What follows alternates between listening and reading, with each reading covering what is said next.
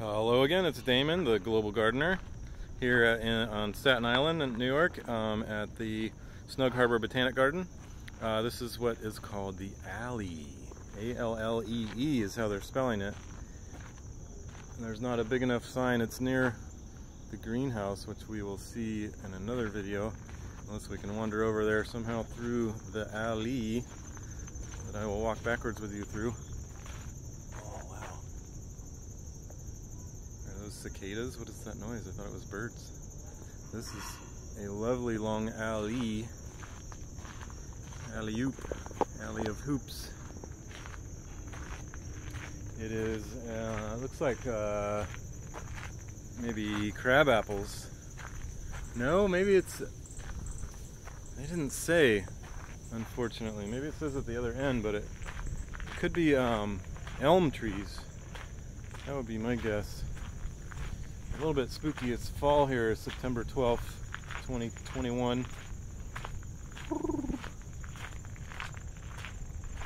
And there's lights, so this is probably really neat at nighttime. All these string lights all the way down, both sides, all the way up, but not to the middle where it looks like they may have tied them, but yeah, this took something to train all these. I believe elms. A little break in the action there. Wanted to peek out. Yeah, they topped them, you can see, boop, boop, so that they wouldn't just keep growing up. Although they do grow out a little bit, you can see the structure there with the light on it.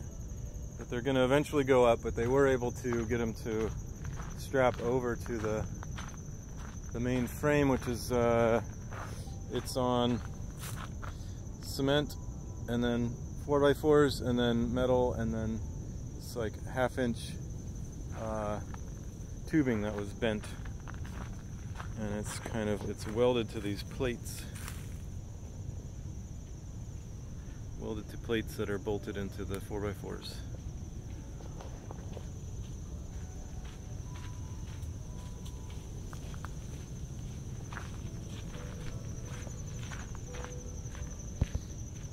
Got a shirt, I'm jealous. Snug Harbor shirt.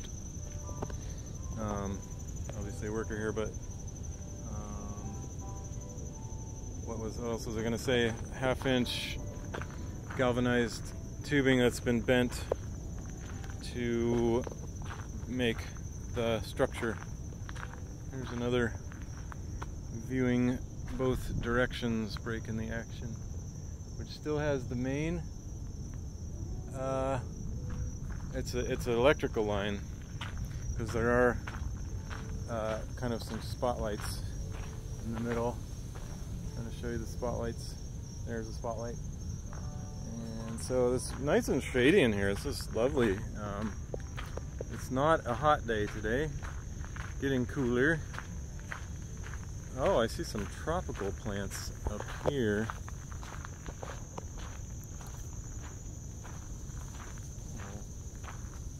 Oh, guess what the red is? That would be what? What would you say? What would you say? Amaranth. That's right, amaranth. Amaranthus. And here's the ipomea, the sweet potatoes, the purple ground cover there. And so all these things will grow in New York when it's not freezing, which is amazing. Like these bananas. I'm trying to see if these bananas are in a pot that they bring into the greenhouse. But no, they're not. Maybe they just dig up the bottoms, or maybe they just get new ones each year. Here is okra. That's cool. This is a very lush area. They got lots of tropical stuff in here. Lots of bananas. Wow. That's neat. We planted a bar. It was a tropical themed bar, like an island getaway, Gilligan's Island kind of idea of this bar, and brought in a bunch of things from Florida and planted them all in pots, and so it really was a tropical garden for when in New York, when it's like hot and humid. It very much feels tropical. They won't survive the winter, but it was really fun to have a real getaway experience right in Manhattan and enjoy a cold beverage when it's hot and humid out. That was a really wonderful experience. Not sure what this garden is. It didn't have any signage, and I don't see any. But wow, what a lot of interesting specimens. Sorry for covering up the lens there. I see marigolds. I forget what these are. They make a neat sound. There's some coleus. Wow, beautiful. And then more Ipomea, more of a Aurea golden version. Some cannas. And different kinds of coleus. There are annuals here too. Oh, here's a placard. What does it say? This is the Lions Sensory Garden. Educational tribute from 1993. It was the landscape architect Clark and Rapuano. And then it's 2003, so it's kind of, the sign's worn out, even though they clearly keep up the plantings, which I suppose is the important part. Hey, here's a sign, Acer Griseum, a paperbark maple. Paperbark maple. Can you see the paperbark? It's very papery. Maple. Maple. Alright. Acer away, maple you. Here's one from the Datura family. Angel's trumpet or Jimson weed. You can tell by these, or thorn apple is a common name because of, maybe you can guess why. But those beautiful trumpets, those are awesome. I love that.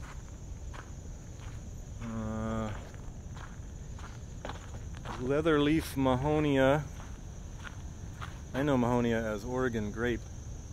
They get some purple berries, which apparently I think are edible. This is a citrus that citrus always die in the frost. This is a frost hardy citrus because it's been here for a long time, and clearly a citrus because of the fruits and the thorns. And no sign. I would think they would be like, hey, there's a citrus that grows in New York.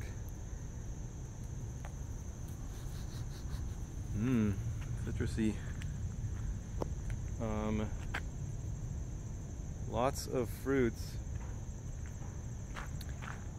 and no sign. What the heck? That is amazing. I'm completely blown away. I don't even know what to say about that. I didn't realize there were citrus that could survive frost.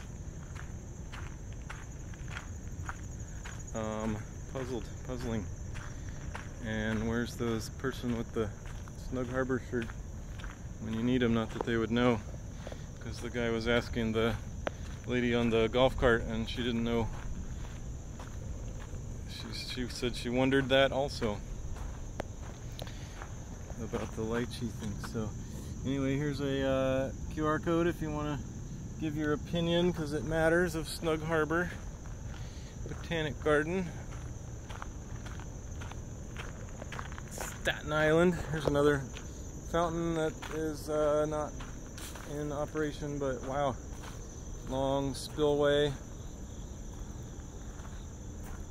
This would be awesome were it working. It would be very splashy, but they have a lot of fountains here, and fountains are a lot of maintenance. There's always something you gotta every week be looking at it, cleaning it, making sure todo bien. And so no wonder I haven't, trying to think if I've seen one fountain working. I haven't seen one fountain working. So here's a bumblebee with loaded legs, pollen on, can you guess this flower? It's not your enemy, it's an enemy. And it's not like the one in the ocean, anemone. This is called anemone. And it's a beautiful, upright, pretty hardy flower that spreads around, deciduous, perennial.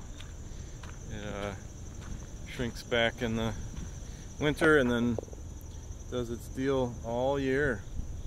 A few different colors, but pink is most common.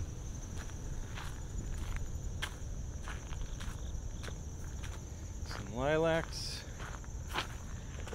And is that it for this garden? I'm still freaking out about the citrus. I definitely need to look that up. That is wild and woolly and thorny. So here we are back in the tropical area with that's the amaranth, and that's the calla lilies, or canna lilies.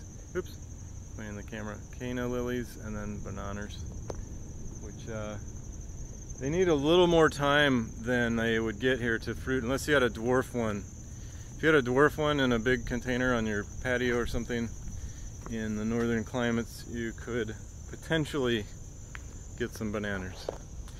But they do need a longer cycle, a longer season to do the flowering and then the fruiting. They're pollinated by bats. I don't know if you knew that. But bats do the pollinating. I don't hear about bats pollinating a lot of things. It's always like, oh, save the bees. Well, actually, there's a lot of different pollinators, and European honeybees are one. They're European for one, but we need to encourage all the pollinators. Sure, the honeybees are great as a commercial thing, but there's lots of others. Okay, pretty. Oh, they smell great too. Albizia,